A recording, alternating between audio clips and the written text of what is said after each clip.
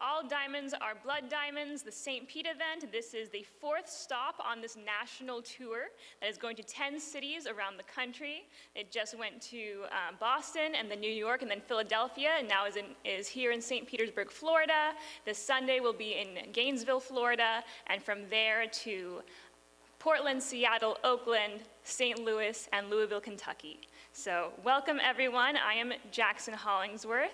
I'm a proud member of the Uhuru Solidarity Movement. And the Uhuru Solidarity Movement is one of the organizations of the overall Uhuru movement formed and led by the African People's Socialist Party. Uhuru is Swahili for freedom, and it came from the resistance of the Kenyan Land and Freedom Army, or the Mau Mau, in Kenya, fighting against British colonialism. They used Uhuru or freedom as their slogan, and became a Black Power slogan around the world, so you have the Uhuru movement. And we say Uhuru as a welcome, as a greeting, as an exclamation, and I'm very happy to be here with all of you. And so the Uhuru Solidarity Movement has 3 principles of unity. We are under the leadership of the African People's Socialist Party. We stand in solidarity with African self-determination. We do not lead this, we are under their leadership and their liberation struggle. And thirdly, we organize in the white community for reparations to African people. And I want us to all acknowledge the significance of us being here on stolen indigenous land. We recognize that this land belongs to the indigenous peoples. And we also want to acknowledge that here in St. Petersburg, Florida, it is the city of African resistance. There has been a long history of Black Power, from Chairman Anai leading the local chapter of the Student Nonviolent Coordinating Committee, to forming JOMO, the junta of militant organizations, which then merged with 2 other organizations to form the African People's Socialist Party. So firstly, I want to salute, and please join me in saluting, Chairman Anai.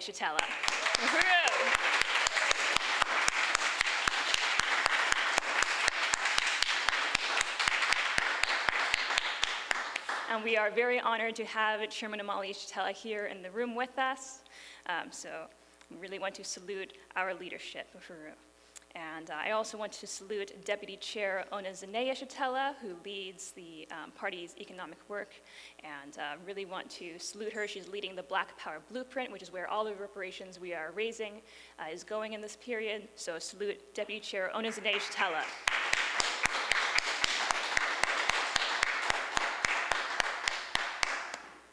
I also want to give a special salute to our keynote speaker tonight, a member of the National Central Committee of the African People's Socialist Party, the Director of Agitation and Propaganda of the party, Akilé Anai.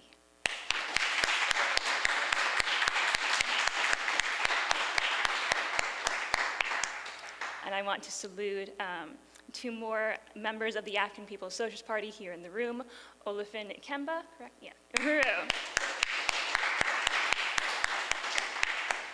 The editor of the Burning Spear newspaper, and Temba Shabanda, the stage manager of Black Power 96 FM radio station. Uhuru.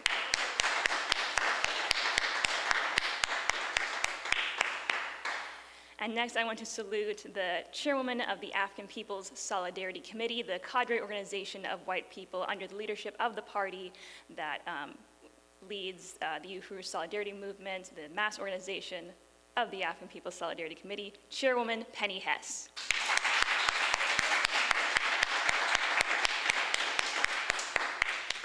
And salute the national chair of the Uhuru Solidarity Movement, Chair Jesse Neville. Uhuru.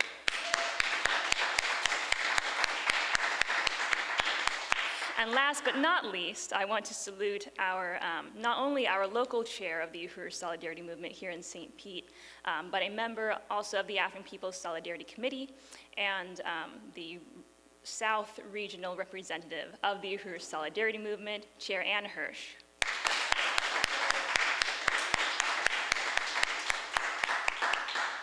And now for some brief housekeeping. I want to ask all of you to turn off or put on silent your cell phones, and if you are on the Wi-Fi, please get off the Wi-Fi so that our AV runs smoothly. Thank you. I'm going to give you a moment to do that. Also, we are live right now, so as you make your phones go on vibrate, check into Facebook and share our event on your timeline, if you can do that. And we can get the word out about this powerful event. And if you are interested in taking pictures and video, that has to go through Burning Spear Media. And so they are taking photos and video and live stream, so you can share those at your leisure and check in with us. So I encourage you to have pen and paper. You can use your program, write down any notes or comments. There will be a question and answer period. And of course, bathrooms are through this door on your left, down the hall. And we have refreshments in the back. We have some lovely lemonade and chips and cookies, so check those out. And let me see here. Oh, very importantly, as you came in, you noticed that we do have security. This is for your safety, for the safety of our speakers, for all of you.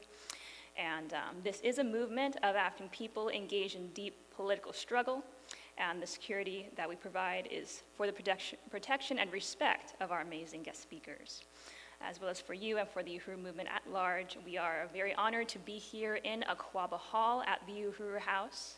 And so I really want to appreciate the African People's Education and Defense Fund for us using this beautiful, beautiful Black Power venue, Uhuru. And now, a short video before we introduce our speakers. I do want to give a very brief disclaimer. The next video is very graphic in portraying the real picture of what African people experience. This is everyday reality for African people, and it's important that we as white people see the world as it is through the eyes of the African working class. So we will be starting that video. I really, again, want to appreciate all of you, and I'm honored to share this event and participate in it with you. Uhuru.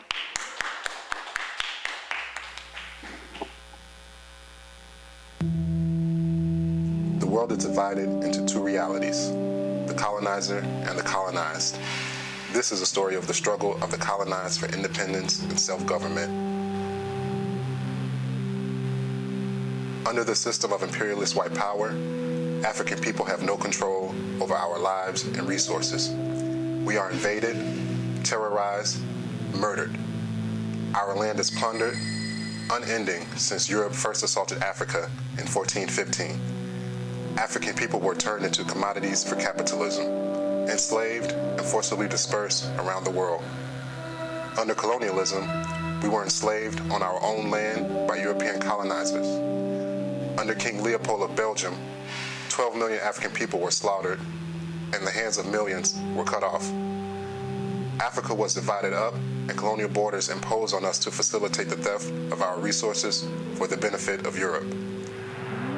In the 1960s, most countries gained nominal independence from colonialism, but the imperialist powers installed neo-colonial African puppets to enable them to continue to plunder our land and resources. Our genuine leaders, like Patrice Lumumba and Kwame Nkrumah, who fought for the interests of the people, were assassinated and overthrown by the US and Europe. Imperialism uses neo-colonial forces to carry out unspeakable violence against us. Today, in wars of slaughter and rape that go unmentioned even by most critics of US policy. Africa is not poor. Africa is being looted, and it has been for 600 years. Imperialism uses proxy forces to carry out their wars, such as the war on the people of Congo, which has murdered more than 7 million people. The US-backed war in Sierra Leone, which slaughtered and mutilated tens of thousands of African people. And the neo-colonial ANC police massacres of African miners at Marikana in 2012. The African working class is used as pawns, used against our own will to carry out the extraction of our own resources, victims of the brutal violence of our colonial masters. Imperialism says, Africans are killing each other, but who benefits? Whose interests are served in these wars and assaults? This violence ensures that every diamond, every ounce of gold, every drop of oil, every African resource continues to enrich imperialism. Every diamond is drenched in the blood of African people. Every ounce of gold is stained in the blood of Africa. Every cell phone is dripping in the blood of African people and our stolen coltan. All resources are blood resources. Africans are one people around the world. Inside the U.S., the conditions are no different. We face the same conditions of colonial terror, poverty, starvation, rule without regard for law, and mass incarceration. We have no control over our lives and resources. African people, united around the world, have no choice but to fight to govern ourselves. With our political and economic power over our lives and the lives of our children and families. We are struggling so that Africa will be free. Every African man, woman, and child anywhere in the world will have self-determination and control over our natural resources and the return of our stolen wealth. Africa must be liberated. Reparations must be paid. Our stolen labor built the wealth of the white world. We are determined to build an independent African economy for African people under the leadership of the African working class. Africa's diamonds are our diamonds. Africa's gold is our gold. Africa's resources are the birthright of every African person on the planet Earth. White people, take a stand of reparations to African people. Donate to the work of the African People's Socialist Party. Return your diamonds to the African People's Education and Defense Fund, where they can become certified as Black Star Industries Liberated Diamonds. This campaign is a joint project of APEDF, a 501c3 nonprofit, and Black Star Industries, the economic program of the African working class fighting for political and economic power over our own resources, labor, and lives. We can see the future, and that future belongs to Africa and to African people around the world. It's our future. There's no debate about that. It's not the settlers' future. The settlers' future depends on them being able to keep what they've taken from us. We've taken everything back, not only here, but all across the African world.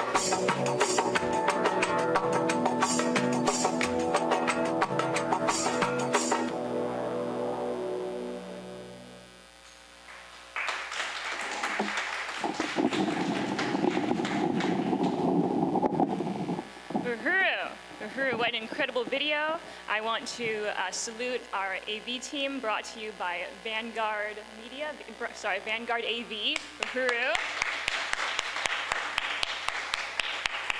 And for Burning Spear Media for creating that incredibly powerful video. So I want to start off with some chants. So I will say reparations, you say now. Reparations? No. Reparations? No. Now second one, I say unity through, you say reparations. Unity through? Reparations. Unity through? Reparations. Uhuru.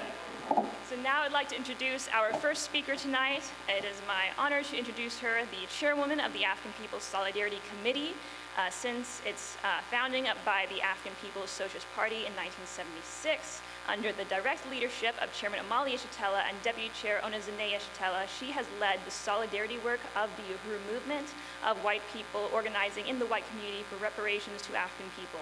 This includes the Uhuru Solidarity Movement, the mass organization of the African People's Solidarity Committee. She is a fearless revolutionary who has made the struggle of African people for their own liberation and control of their resources her own.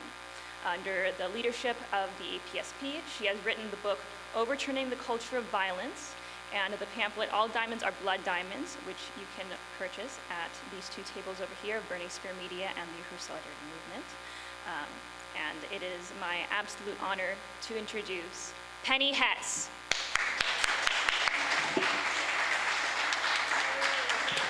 Uhuru! Uhuru, I want to welcome everybody who is here and who is watching online and say that this is the fourth stop of the All Diamonds Are Blood Diamonds tour. We have been to Boston, New York, and Philadelphia. Today we are here. In a couple days we're going to be in Gainesville, then we're going to be in the West Coast, Oregon, Seattle, Washington, Portland, Oregon, and Oakland, California, as well as St. Louis and Louisville, Kentucky. So this is,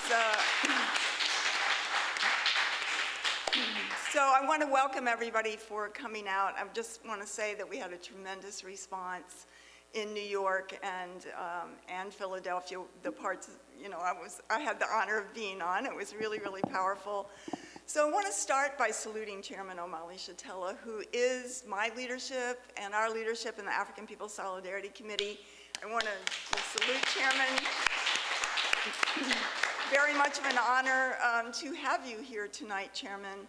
And I'm going to say more about Chairman in just a minute, but I also want to salute that incredible film that we just saw. It's very powerful. It's very moving. It doesn't pull punches, but yet at the same time, it is only a tiny, tiny view of what the conditions of African people are and have been for the last 600 years. And I think that, you know, if nothing else, it makes us want to have the commitment to do anything possible that is our responsibility to work in the white communities, to organize other white people in solidarity with the right of African people to be free and liberated. Africa must be free. Imperialism and white power must go. They must be overturned. And that's what we're going to be talking about tonight.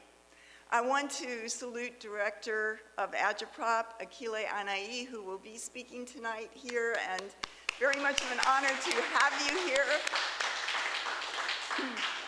Also, Comrade Ann, Santosh, Kyle, and other comrades from the Uhuru Solidarity Movement who are here. So, you know, I just want to start by saying that the African People's Solidarity Committee is the organization of white people formed by the African People's Socialist Party, led by Chairman Omala Shatella, formed in 1976, so it is almost 43 years old, or more than that, no. Anyway, is that right? I don't know, I have to figure out my math here. But more than 40 years, I know that.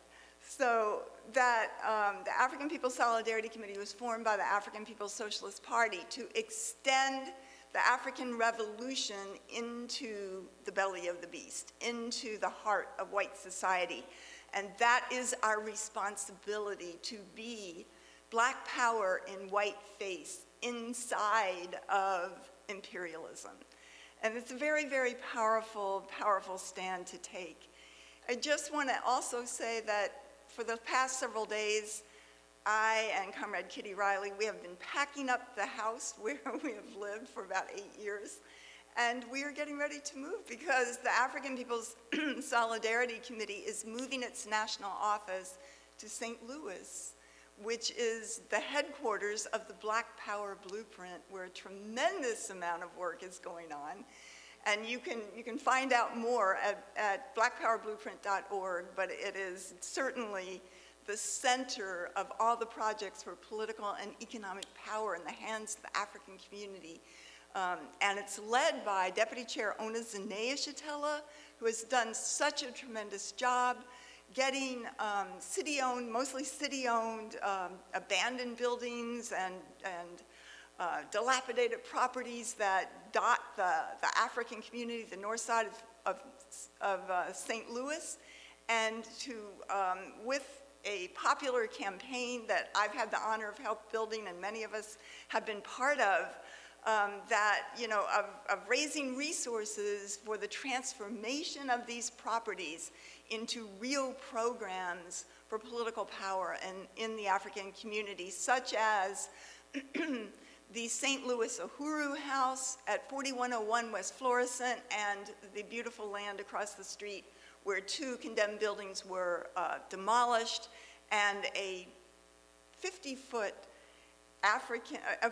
flagpole was raised, and a 25-foot African flag is flying there. So, and there's so much more in terms of the development of economic projects there that are coming up.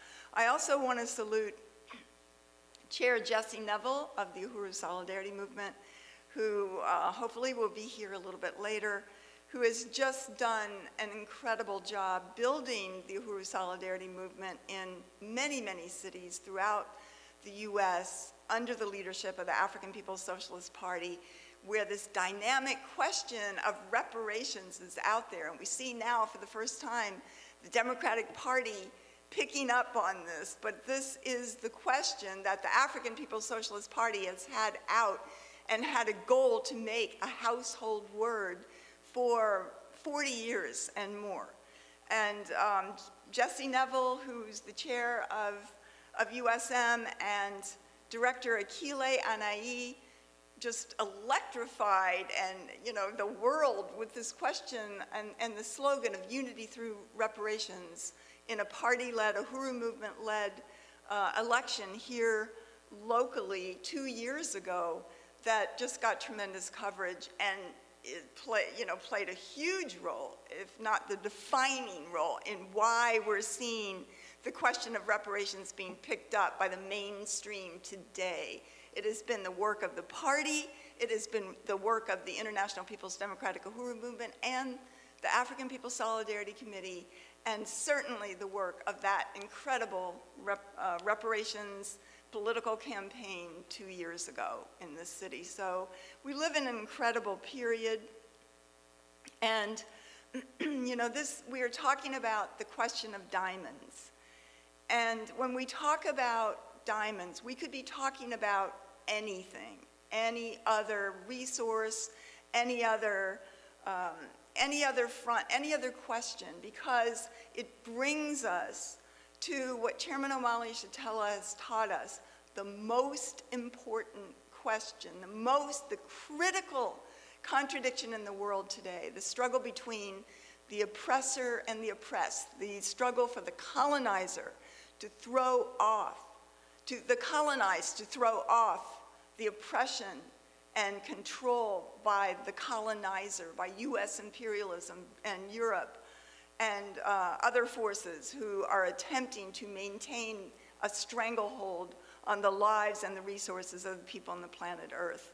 So when we're talking about diamonds, we could be talking about oil, we could be talking about coltan, where in Congo, Congo has 80% of the resources there under the ground, you know, being mined of coltan in the entire world. And we see there US proxy wars very much like what we just saw pictures of there, where US-backed forces are going in there, raping, pillaging, murdering, slaughtering, cutting off the hands of African people and destroying, attempting to destroy human life. 7 million Africans in Congo have been murdered in the last 10 years or so in these proxy wars led by the United States. And this is to control coltan, which is necessary for the electrical conduction, the conduction of electricity in all computers, in cell phones, and it's key to many, many other aspects of US imperialism today. We're talking about diamonds, we could be talking about oil, we could be talking about the stolen land, we could be talking about any resource, every single resource that we enjoy, that we expect, that we take for granted today has another side to it, another front. And that is the suffering of African people and oppressed and colonized peoples around the world, and what it takes for this system to steal that, to enslave African people on their own land and create the ability of us as white people to have jobs, to expect education, housing, a long life. Every expectation, every dream and aspiration comes at the expense of African and oppressed peoples. Just to say that African people in Sierra Leone are forced to mine on their own land diamonds for 30 cents a day at most and a cup of rice. That's why we had rice there, giving out rice as people were coming in, just to see that this is on their own land, that people are starving. The African people have never even seen a polished diamond.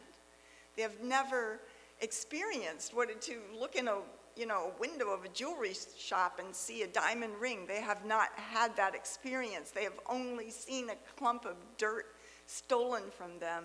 And that actually, I have read that there are almost 200 million African children forced to mine in the diamond mines, forced to work and labor in the diamond mines on the continent of Africa.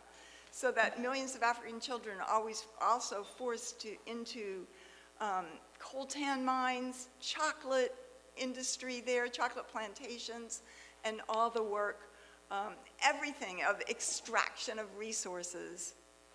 So, you know, we come again to this fact that African people must have control of their lives and resources. So, you know, as I said, the African People's Socialist Party created the African People's Solidarity Committee in 1976. Chairman Omali Yeshitela has created a political understanding called African internationalism. And he has shown and proven scientifically that white people were poor, that Europe was poor, white people were serfs under feudalism, but that Europe gained wealth. It rescued itself, as Chairman says, by assaulting Africa beginning in the 1400s, by stealing the gold and then kidnapping African human beings and turning African people into commodities, items for sale, and then forcing African people halfway across the world in ships in which so many Africans were thrown overboard and killed that, as the chairman said, it changed the ecosystem, and sharks left the coast of Africa following those ships all the way to the Americas and the Caribbean. And that this is the reality. And then African people were forced to labor for free, were enslaved, their labor, their productivity was stolen, and with a life expectation often of only 7 years. So all of this was the greatest propeller of wealth that the world has ever known. I mean, I'm saying this because they usually try to tell us in history books that everything was good in the old days, quote unquote, of America.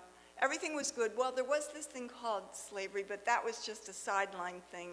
And there was the genocide, a little bit of stealing of the land. That's just a sideline thing, but generally the economy was great. And that is a complete lie.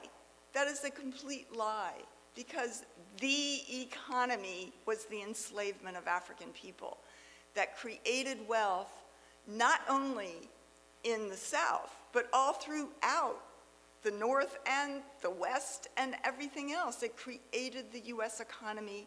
It built capitalism.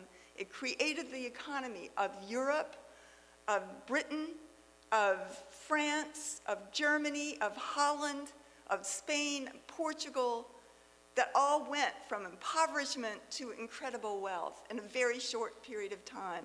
And on the basis of the enslavement and kidnapping and commodification of African people, assaulted the Americas, committed genocide so rapidly of 56 million people at least, and it's actually a lot more than that, but committed genocide against indigenous people so rapidly that it actually created, as an article in The Guardian just recently said, it actually created a mini ice age, because the farms and the cultivated land of the indigenous people was wiped out, forests grew over it, and it took carbon dioxide out of the air, and the temperatures dropped. Right now we're facing what they call climate change and global warming, because following that was the Industrial Revolution based on the backs of African people that has warmed the earth.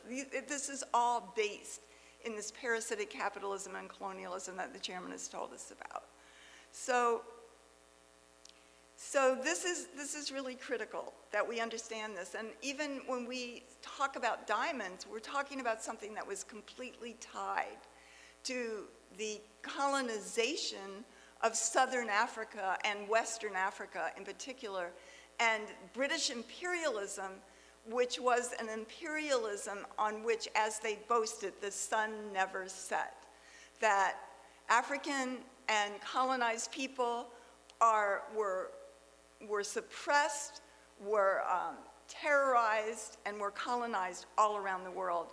So British colonialism sent, or I guess Cecil Rhodes volunteered to go into South Africa and what was later called Rhodesia. He named it a land after himself, a stolen land, but which is now Zimbabwe. And that part of that was they found diamond mines in southern Africa, and this is where De Beers Diamonds, which is the major cartel of diamonds in the entire world, was started in South Africa in what is called occupied Azania.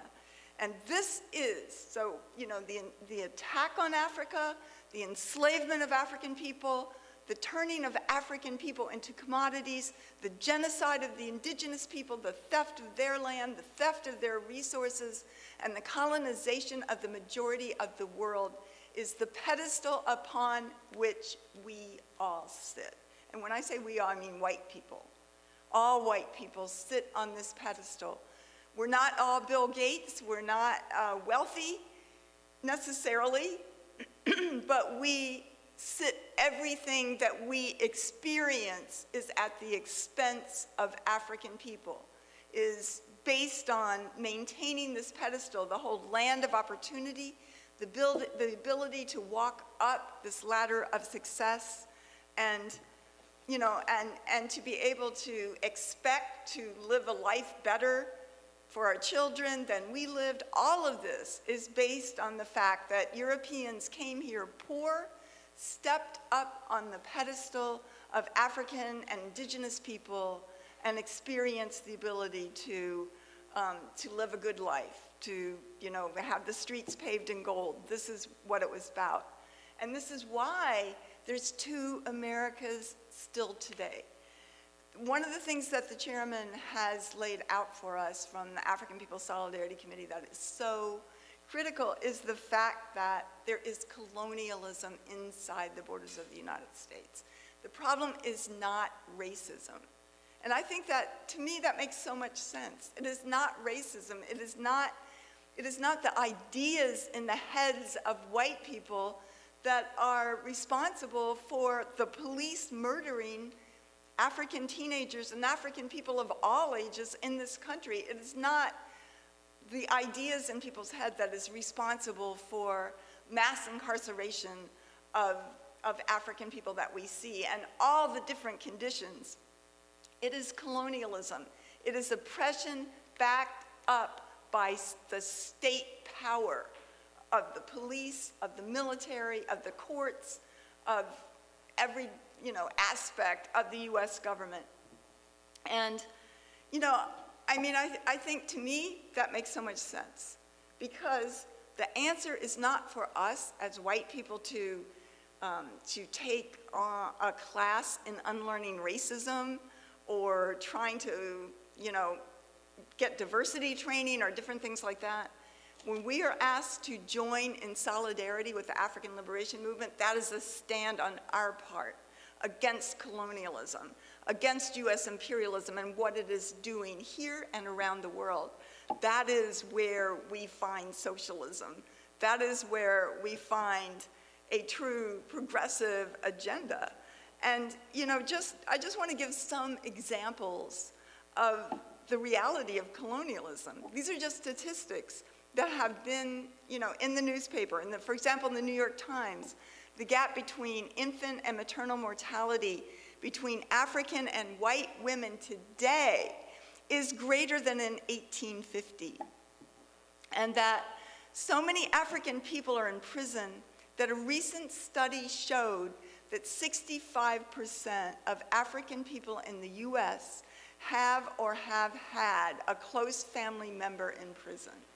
And that's why when we see, you know, I've seen many times the chairman before an African audience, and he asked how many people in this room, a predominantly African room, know somebody in prison. Everybody raises their hand, and this is the extent, you know, of the conditions faced by African people, where there's 2.3 million people in prison. Half of them are African, but 11 million people go in and out of the prison doors through arrests, jails, paroles, court, every year in the US. So if you say that's at least half African, and I think it's probably really more because they doctor those statistics, that 5.5 million African people go through the prison system every year, and this report that was in the New York Times says that has been the case for 20 years, for 20 years. So what is that? That is 5 times 20, 100 million. 100 million Africans have gone through those prison doors. And it's saying, another article said that so many African men are in prison or early death that in African communities there are 1.5 million African men missing, quote unquote. For every 100 African women, there are only 83 African men.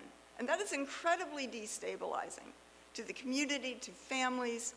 It's something that we don't even talk about. And you know, we often say from the African People's Solidarity Committee that a statistic that said that white people have 22 times the wealth of African people. But actually, a new study says that currently, the average white family has $116,000 of assets versus the average African family has $1,700.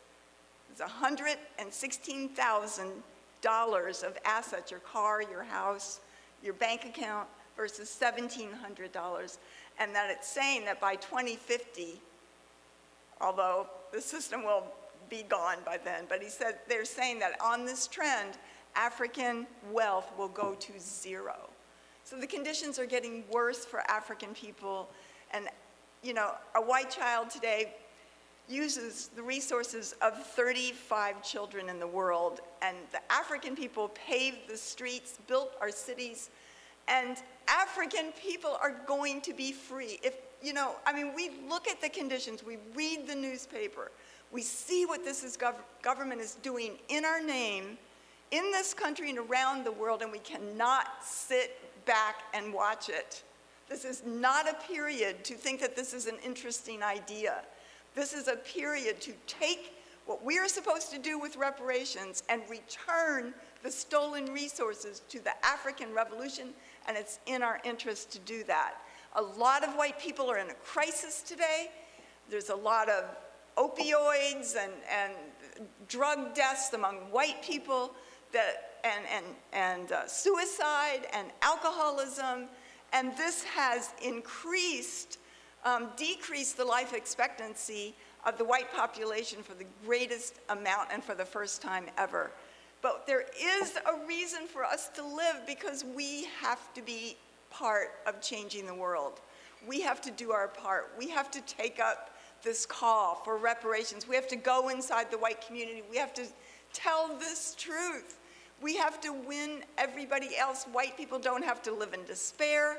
We don't have to have our self-imposed alienation, as the chairman says, against everybody else in the world. We can be part of humanity, but we must pay our dues. We must go in and take that stolen resources and turn it back over so that there can be a world in which African people are free, in which African children can grow up and be part of a society in which they lead, in which they survive, and which they create a world in which there is no war. Do you know that the US is, quote, secretly bombing Somalia now and has already killed hundreds of people? And look what it's doing in Venezuela. Look what it's done in Libya. Look what it's done in Syria, in Afghanistan. It has destroyed land and people's culture and driven people out. And it does this all over Africa. It must go. It must go. And we have the ability to join in this struggle, to change our lives, to see that reparations is not charity, it's not a favor, it is a way of life for us that puts us into a principled relationship with African people and the rest of the world. So I want to thank you all for coming out tonight and for listening. And let's take up our struggle, and I want to end with unity through reparations. Uhuru. Unity through reparations. Unity through reparations. And I want to add a new one. I say solidarity, you say not charity. Solidarity, not charity. Solidarity, not charity. Uhuru. I want to salute Chairwoman Penny for that powerful presentation. Another round of applause. Uhuru. Uhuru. And I really want to unite with what Chairwoman Penny was saying, and to very much paraphrase Chairman Amalia Shatella. This is a revolutionary movement. It is not a movement of armchair revolutionaries. This movement is serious about revolution, and reparations is a revolutionary demand. Uhuru. So it is now my honor to introduce our keynote speaker. Our keynote speaker tonight is a member of the National Central Committee of the African People's Socialist Party, the Vanguard, which leads the working class African revolution around the world. She is the director of the Department of Agitation and Propaganda, which includes the Burning Spear newspaper, Burning Spear Media, Vanguard AV, Burning Spear Publications, and Black Power 96.3 FM radio station, which you can listen to wherever you are in the world, by the way, on the website, on the app, check it out, Black Power 96.3 FM radio station. And she forwards the aim of the African People's Socialist Party for African working class people to tell and define their own narrative in their own words, putting forward their own agenda for the total unification and liberation of Africa and African people everywhere. In 2017, she ran for District 6 City Council here in St. Petersburg, Florida, on a platform of reparations as the original reparations candidate. So please join me in welcoming tonight Akilé Anai.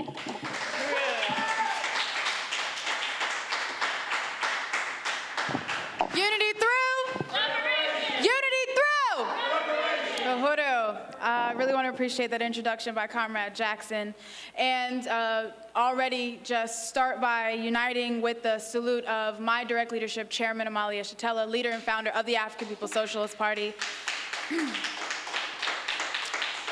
And, you know, just to say that it is an honor to be a member of the African People's Socialist Party. I want to salute, she was mentioned, Deputy Chair Anai Shatella, you know, for the amazing work of the Black Power Blueprint held in St. Louis, but also all of our economic work within the African People's Socialist Party is ran by this powerful sister, Deputy Chair. So I wanted to salute Deputy Chair Anai Shatella.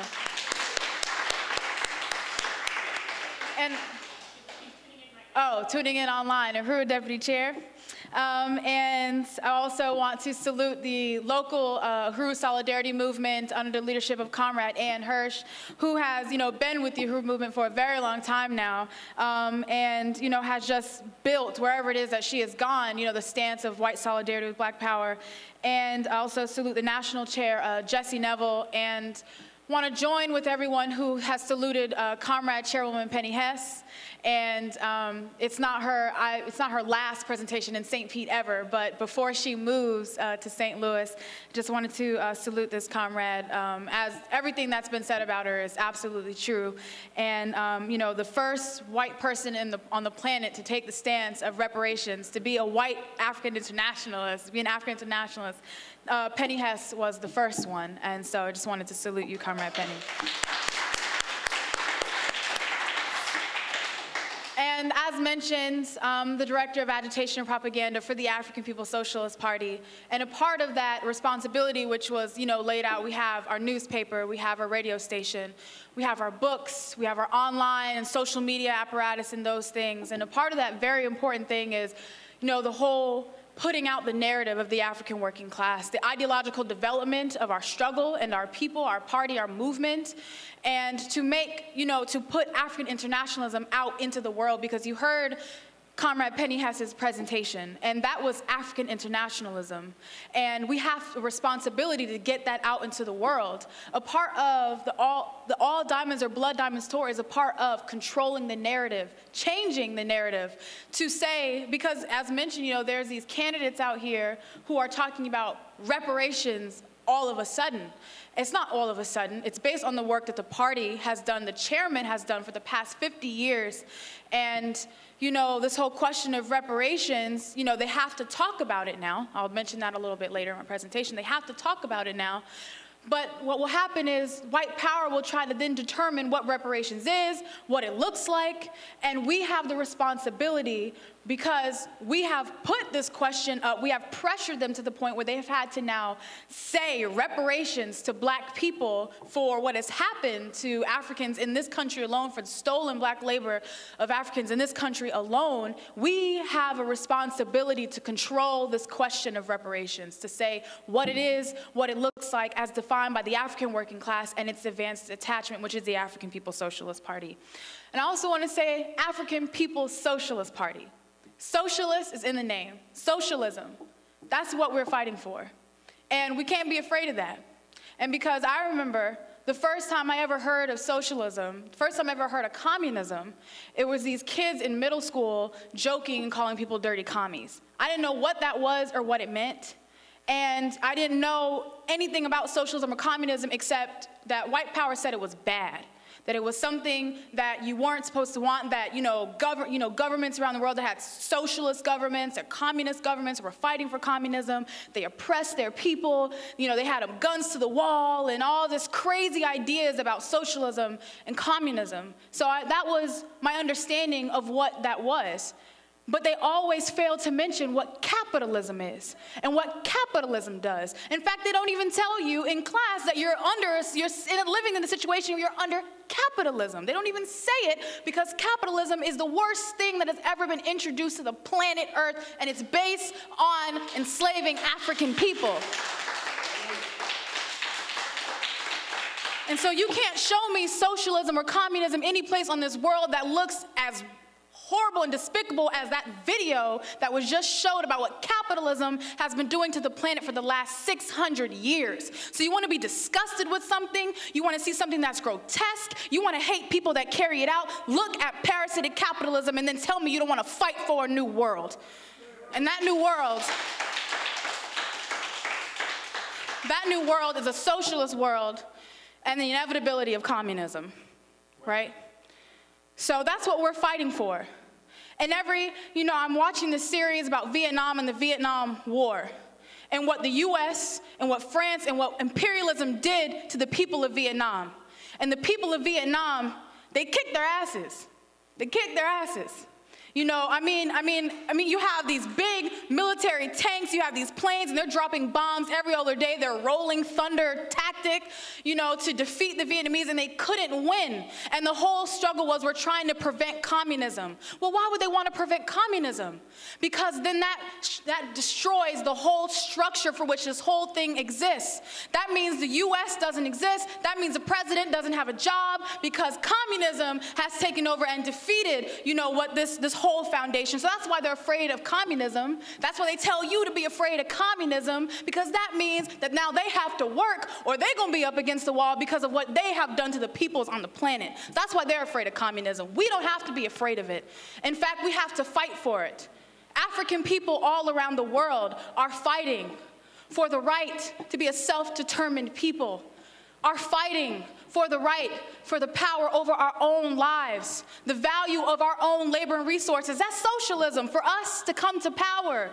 For us to come to power, that's socialism. So that's what we're fighting for. And so if that's the world it is that we're creating, you have to get on board.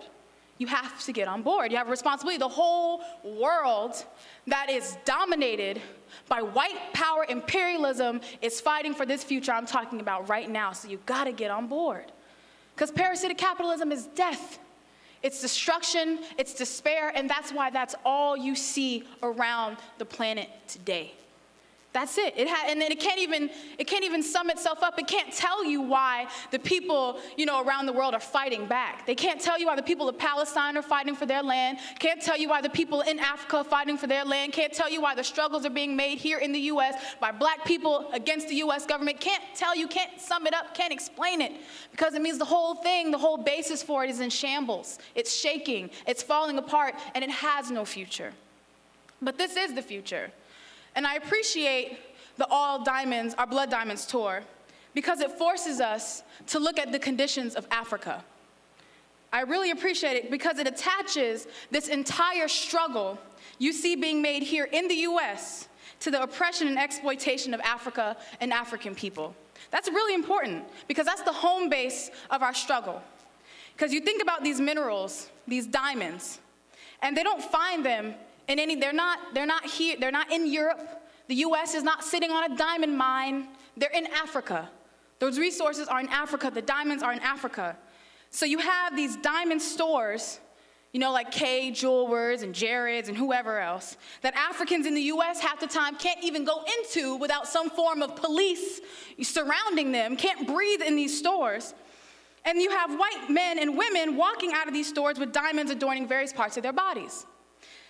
And there is no clue what kind of violence it takes to put these diamonds into the store in the first place, how they'd get here, because they're not in Europe, they're not in the US. Where did these diamonds come from and how did they get them? White people are not going into the mines to go get the diamonds that they will eventually buy for their significant others. That's not what they're doing.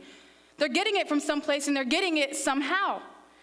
It's capitalist, colonialist violence that is getting those diamonds. It is violence that sends African children into the mines to extract these diamonds from the earth, putting them in the deadliest conditions, working for, if lucky, a meal a day to get these diamonds.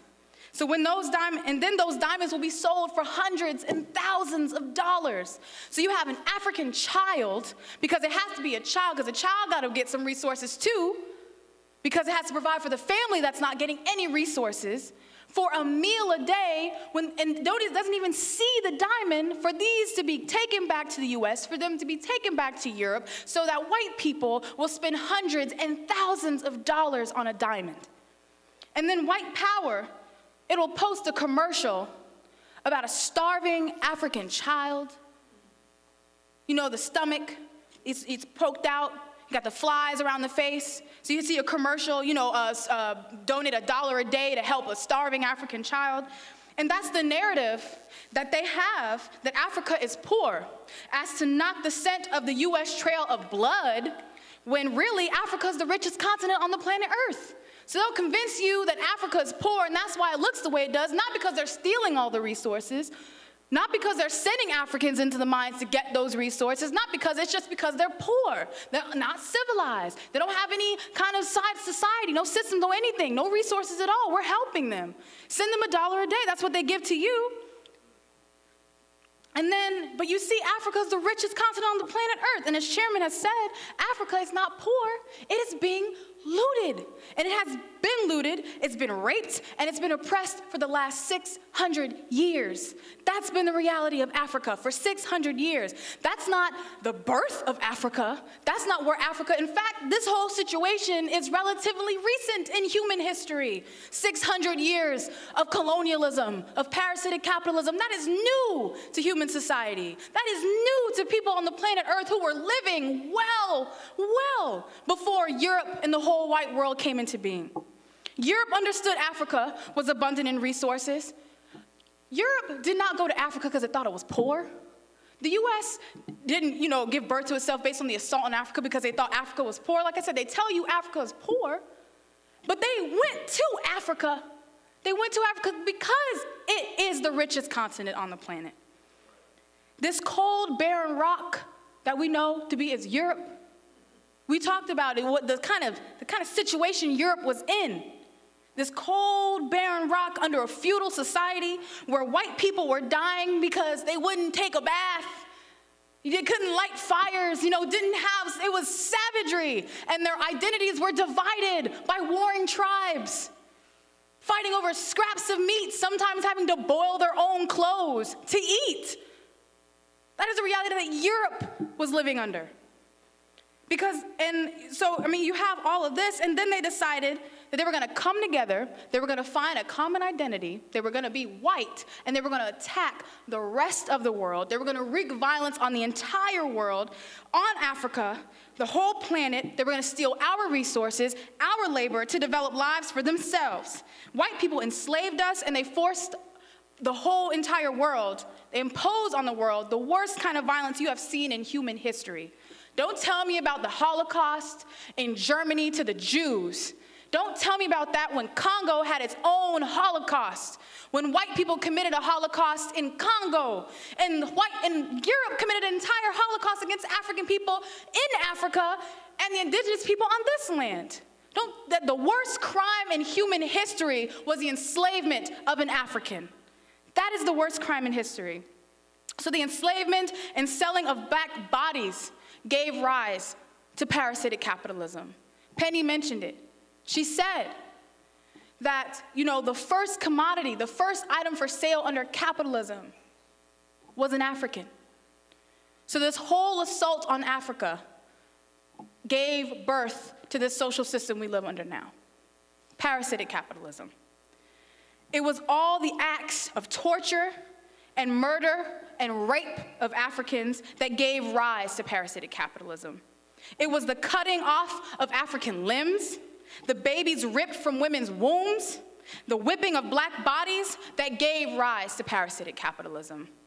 And it's the murders of Africans right here in this country, like Mike Brown in St. Louis, Ferguson, gunned down by police, body left on the pavement to rot in the August sun. It was the counterinsurgency against the Black Revolution of the 60s. It was the Congo Holocaust, the French attack on Haiti, the apartheid of occupied Tanzania, what they call South Africa, the theft of every dream, aspiration, and breath of an African that sustains parasitic capitalism. It is the pushing out of the black community from the South Side St. Pete. It's the pushing out of our community and brutal gentrification happening in African communities all around this country. It was the murders of Patrice Lumumba, Malcolm X, Martin Luther King, and so many more that sustains parasitic capitalism. Africans have to die in order for parasitic capitalism to remain. People have to die in order for parasitic capitalism to remain. Every single day, like clockwork, it has to remain. This has to happen in order for parasitic capitalism to remain. And it's the diamonds stolen from Africa, the gold, the coltan, the culture, the food, the people that sustains parasitic capitalism. So everything is being stolen, ripped out of Africa. Africa's divided. You got France in Africa. You got Britain in Africa. You got a whole white world divided up. Africa is eating Africa, all of its resources, and that's sustaining parasitic capitalism. So that's why I appreciate this tour. Because white people living in the US cannot separate themselves from this legacy. Can't do it. Africans live this legacy every single day. We are forced to deal with being colonized. White power reminds us every single day who we are. We live that legacy. White people enjoy the benefits of this legacy. It's not Africans get to live it and then white people get to benefit off of it. This whole legacy of slavery and genocide, white people enjoy it. You live in this country based on that legacy. You can't buy a diamond.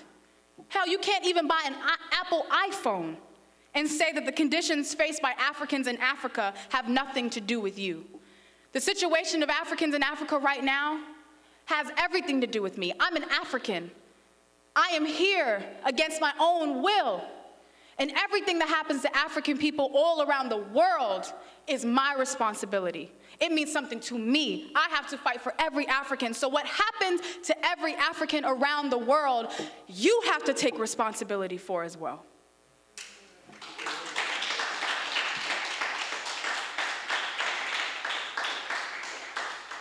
It has everything to do with you.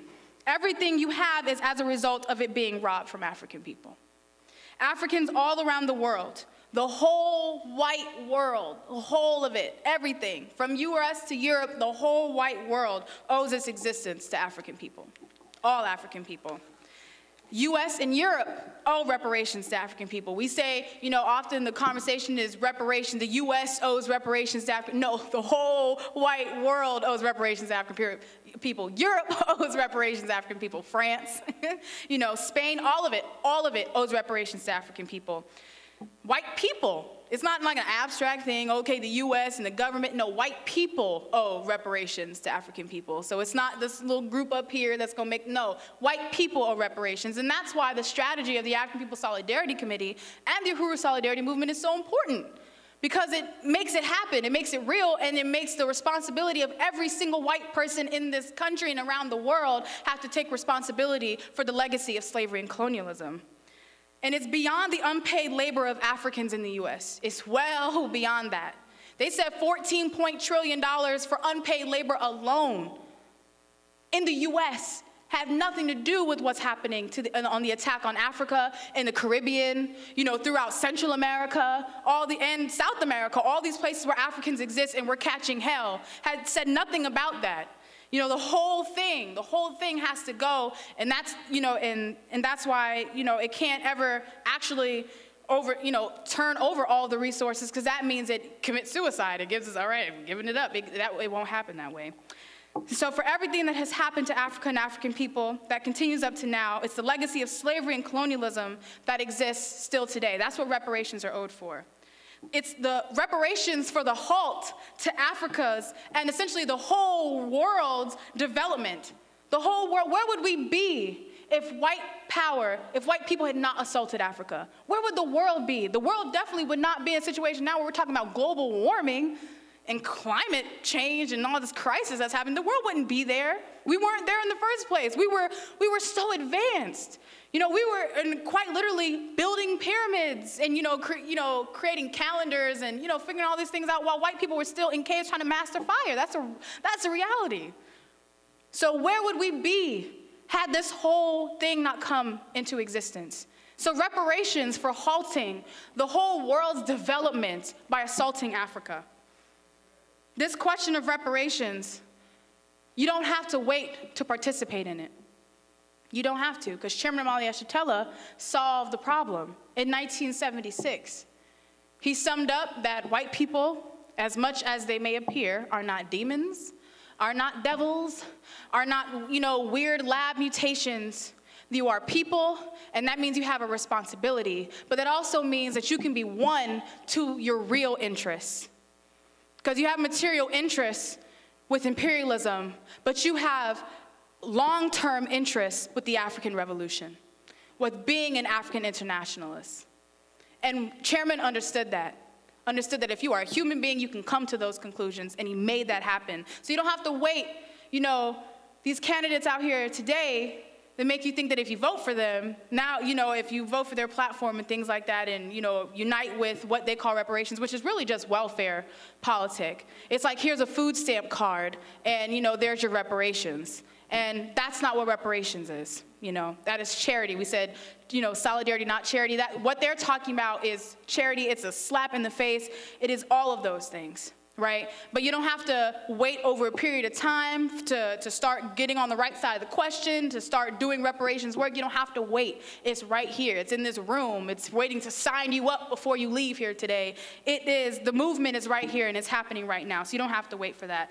And you can be in this process right now of creating a liberated future under the leadership of the African working class. Like I said, Chairman and the party made reparations a household word. It was the party that did that. It was the chairman that did that, made reparations a household word.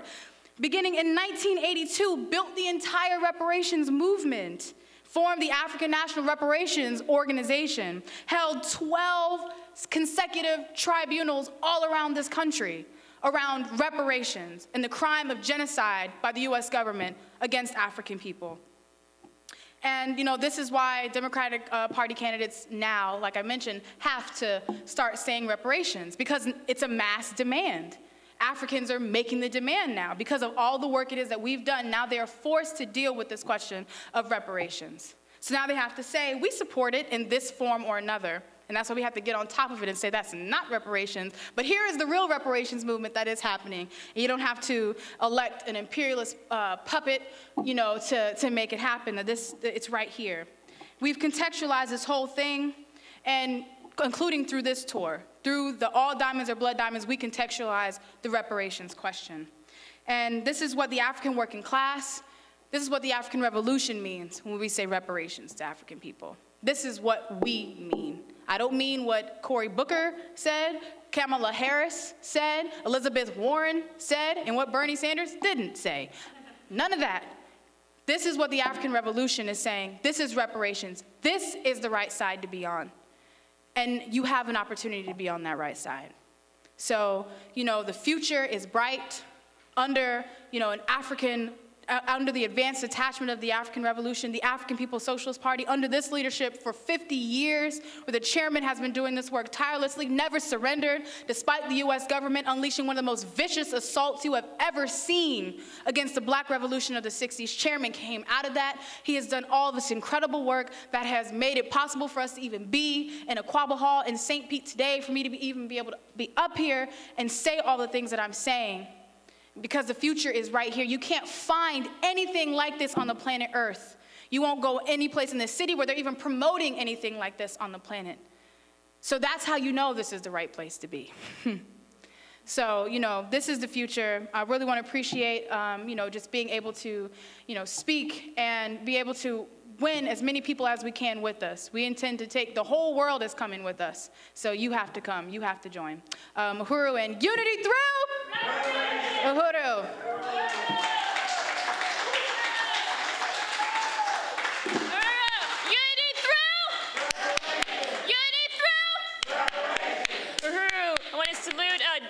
Director Akilé Anai. Let's give another hand for that incredible presentation. Uhuru! Uhuru!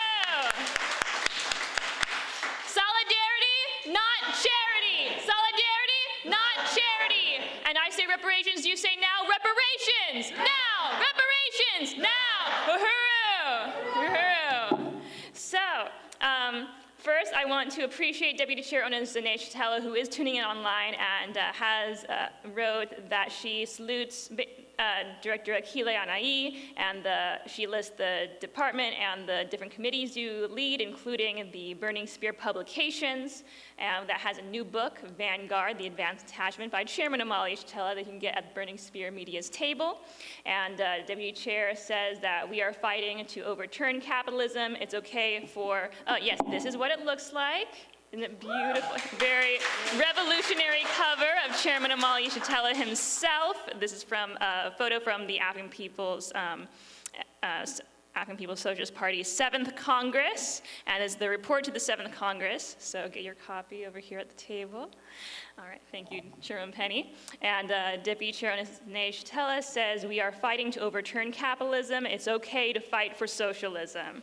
So let's fight for socialism, for reparations to African people. And I want to introduce our next speaker tonight, who will show us how to take what we've learned tonight and apply it into action. We are an organization of action through material solidarity, real tangible solidarity. She is a member of the African People's Solidarity Committee, a member of the Uhuru Solidarity Movement National Steering Committee, and the South Region Representative, and is the local chair of the Uhuru Solidarity Movement St. Pete branch. So please join me in welcoming up to the mic Ann Hirsch.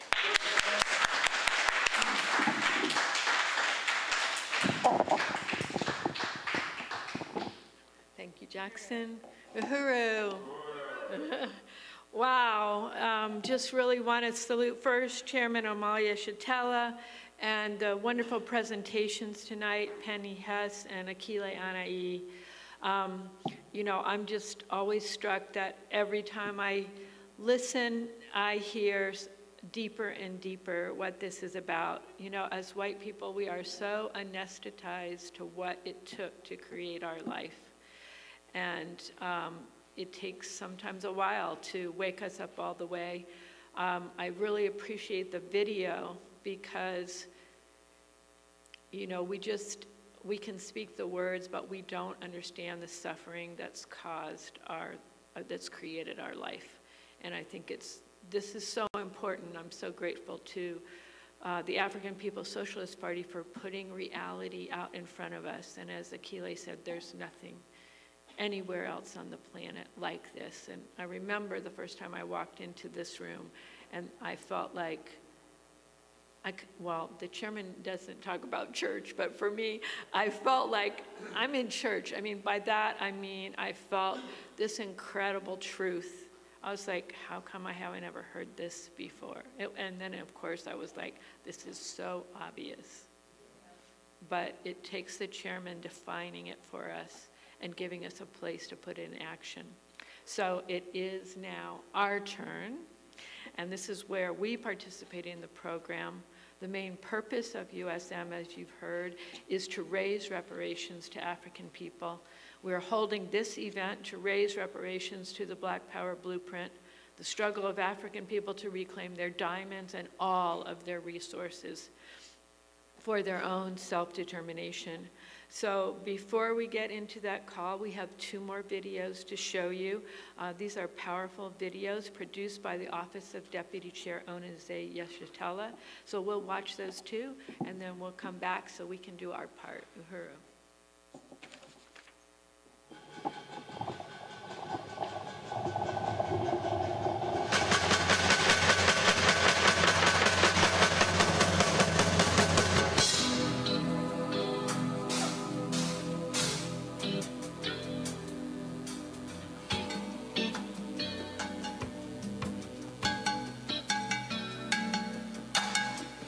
There's a train that comes from Namibia and Malawi. There's a train that comes from Zambia and Zimbabwe. There's a train that comes from Angola and Mozambique, from Lesotho, from Botswana, from Swaziland, from all the hinterlands of Southern and Central Africa. This train carries young and old African men who are conscripted to come and work on contract in the gold and mineral mines of Johannesburg and its surrounding metropoli. 16 hours or more a day for almost no pay. Deep, deep, deep down in the belly of the earth, when they are digging and drilling for that shiny, mighty, evasive stone, or when they dish that mishmash mash food into their iron plates with the iron shovel, or when they sit in their stinky, funky, filthy, flea-ridden barracks and hostels, they think about the loved ones they may never see again, because they might already have been forcibly removed from where they last left them, or wantonly murdered in the dead of night by roving and marauding gangs of no particular origin. We are told. They think about their lands and their herds that were taken away from them with the gun and the bomb and the tear gas and the Gatling and the cannon. And when they hear that choo-choo train, a chucking and a pumping and a smoking and a pushing and a pumping, crying and a steaming and a chicken and a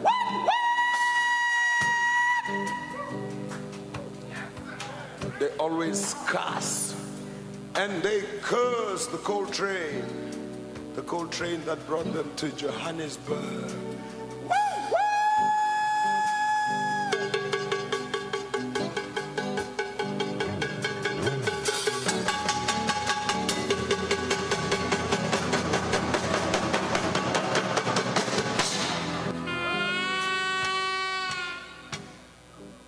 We have created the Black Power Blueprint because we are very serious about overcoming the grave disparities in this country and city between the conditions faced by white people and by Africa.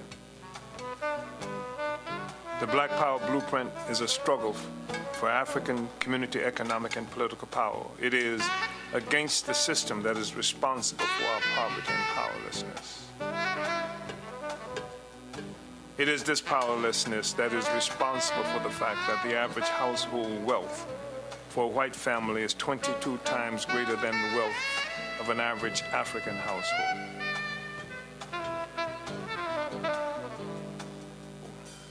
It is the absence of power that is responsible for the huge gap in the lifespan of African and white people in the U.S. and in St. Louis.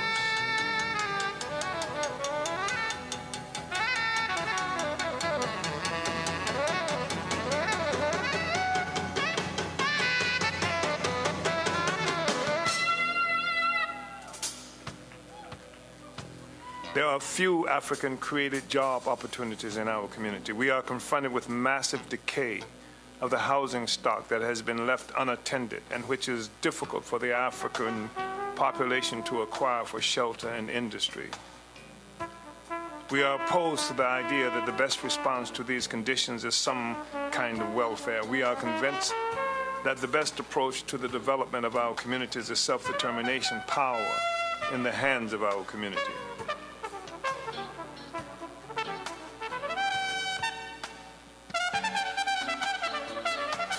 We believe in reparations from white people to repair the historic theft of labor and resources from black people.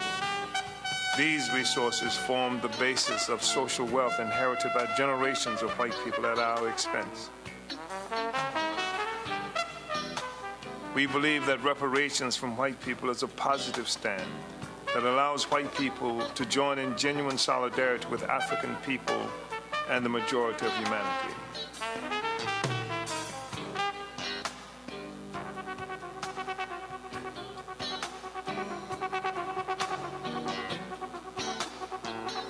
This approach differs from those who only focus on handouts. We believe that an equitable return of resources that goes directly into programs that provide collective economic empowerment is the best and just way forward. Even black elected officials are incapable of truly representing our communities because of the absence of an independent community economic base. This fact makes black politicians more susceptible to the wishes of white capitalists and big money interests over the interests of our impoverished communities.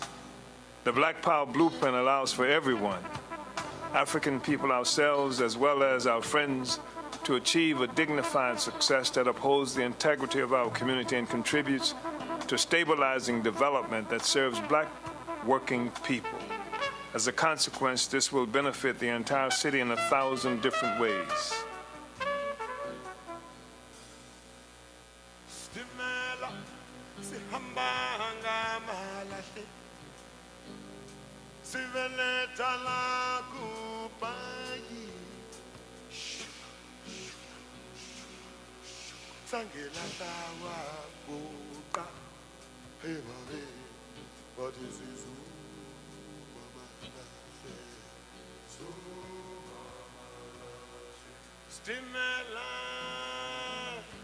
This is why we need Black Power Blueprint.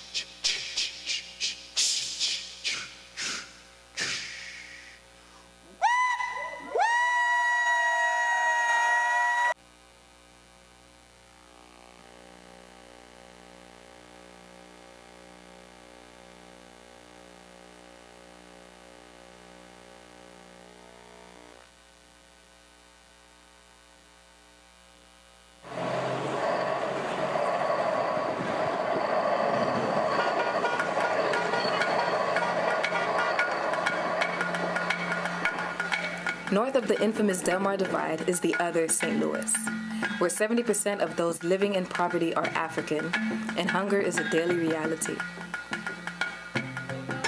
The Black Power Blueprint has brought real hope back to this community, opening up opportunities for economic development and the revival of African culture, for which St. Louis is famous.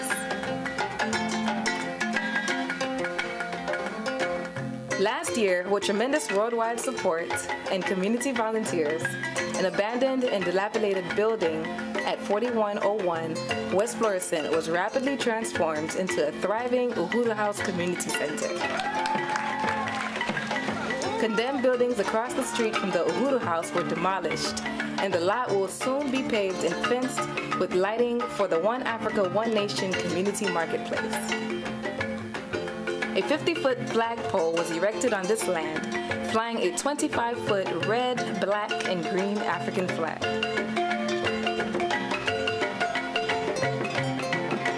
Renovations on the third floor of the Uhuru House are wrapping up for additional office and program space, with insulation, drywall, and mudding and taping. In the next few weeks, the wiring, plumbing, and flooring will be completed in a fourplex apartment building, earmarked for housing for our African Independence Workforce Program, creating jobs for those re-entering our community from the prison system. We will upgrade all bathrooms and kitchens, install stoves, refrigerators, cabinets, and fixtures, and the apartments will be furnished. Other projects for Phase 3 include architectural plans, new roofing, and new windows for the beautiful Jico Kitchen, located in an Art Deco building on Goodfellow Boulevard that had once been a boat dealership. As our most ambitious project so far, Jico will include a cafe, bakery, community kitchen, and the headquarters of Uhuru Foods and Pies, one of the 26 economic institutions of the Black Star Industries and African People's Education and Defense Fund around the U.S. This is not just to set up some kind of institution. This is a project in the hands of an African working class, and the class has to have power for us to be free. This life-changing project is coordinated by Deputy Chair Ona Zane Ishitela. It is really inspiring to see how much the people love this project and looking forward to the marketplace and all the other projects. This is a positive response to gentrification because it's about more than just keeping our community. It's about building economic self-reliance for our community. The Black Power Blueprint is economic power in the hands of the African working class. Donate to this unique project, which is changing the world day by day.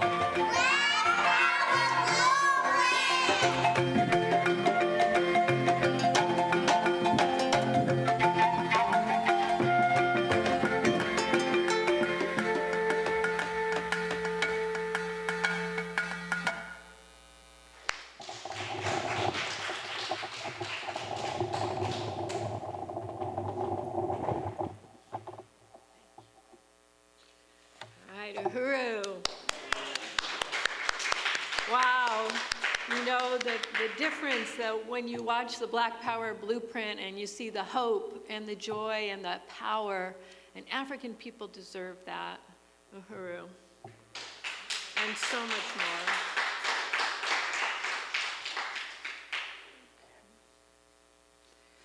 All right, so I'm gonna get right to our work tonight as white people. So far we've been consumers of this information, and now we have some work to do. Our original goal for tonight has laid out, we lay out through the year what we need to raise from each thing that we do. And our original goal was 600. We raised 100 of that before we got here tonight. So our goal tonight is $500 in reparations. The security team contributed prior to the event. So we're down to $425. So that's the work that we need to do here in this room tonight. That is our job, to raise $425.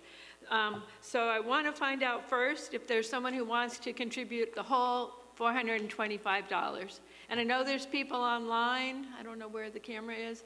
But those of you online, calling on you to contribute as well. If you're a white person, this is time for us to get to work. So anybody want to contribute the $425? All right. So let's step down. How about 250? Anybody here tonight or online who wants to contribute 250? All right, how about 100? Who wants to contribute $100 tonight? Dorothy Eaton, all right.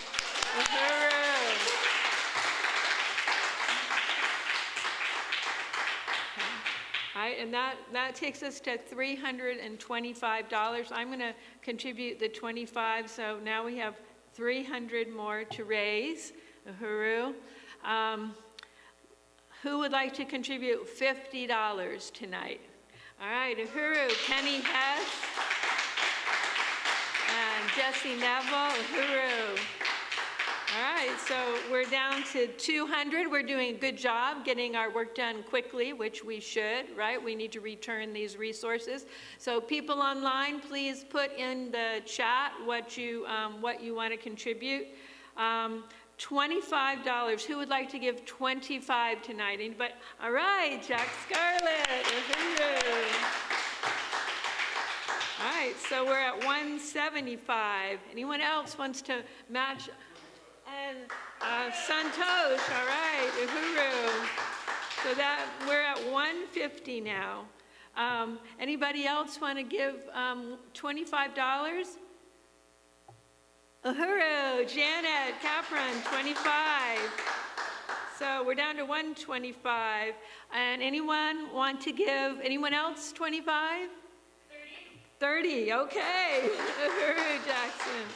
So that leaves us at 95. Am I doing good with the calculation? Am I matching you? Okay. So $95, anybody online contributing? This is your job too, white people online watching? We have Casey Mackey, aka Joey Cadre, pledging $10. All right, Uhuru, Joey Cadre, 85 now. Am I doing good with, I want to double check me. Wendy Yeah? Craig, 25. Who was that? Wendy Craig, 25. Okay, so $60 we're at. So who wants to contribute $10 tonight? Anybody here in the room want to contribute $10? Kyle in the back doing the AV, Uhuru. All right, so we're down to $50. $50 more work to do tonight. Who can contribute that? Anybody online? Anybody else in this room? Anybody we could make it down to like $5 a piece? I'll do 5 more. Okay, all right, Jackson. All right, and I will do 5 more as well, so that takes it down to 40. 10 from Raya Fogarty. All right, $10 from Raya, so we're at 30. Are you getting the names, Santosh? Are you getting the names? Okay. All right, Uhuru. 25, all right, we're happy to go over. So, all right, so 10, so Jesse's another 10. So and then we got 25 from Kitty. Yes. And how much from Raya?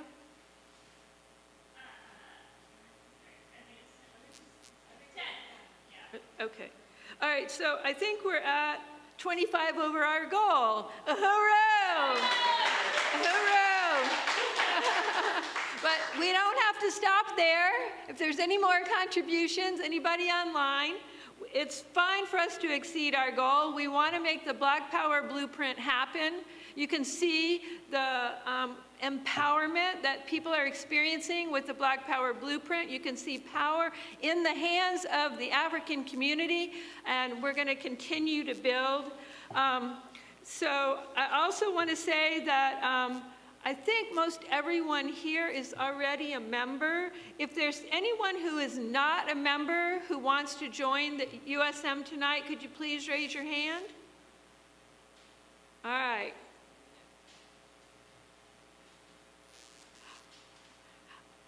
Renee wants to join? Okay. Uhuru!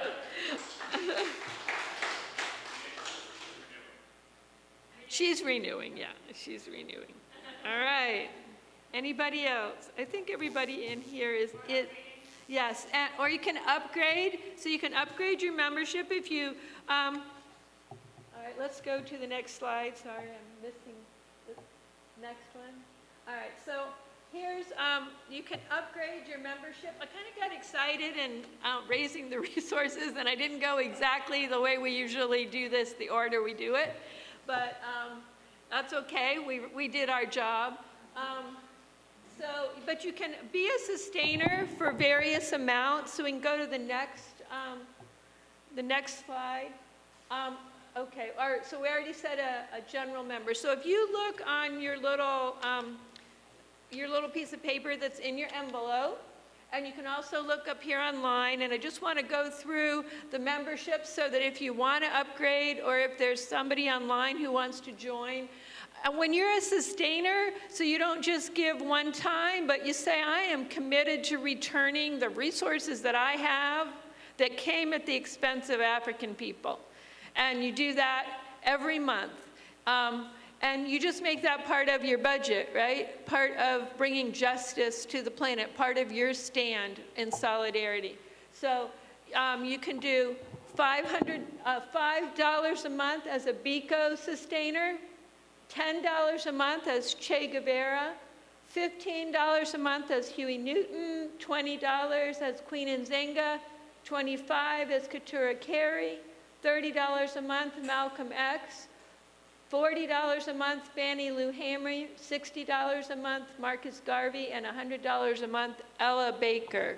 So is there anybody here who wants to upgrade tonight, wants to upgrade their membership? Because I think everybody here is a member, which is fabulous.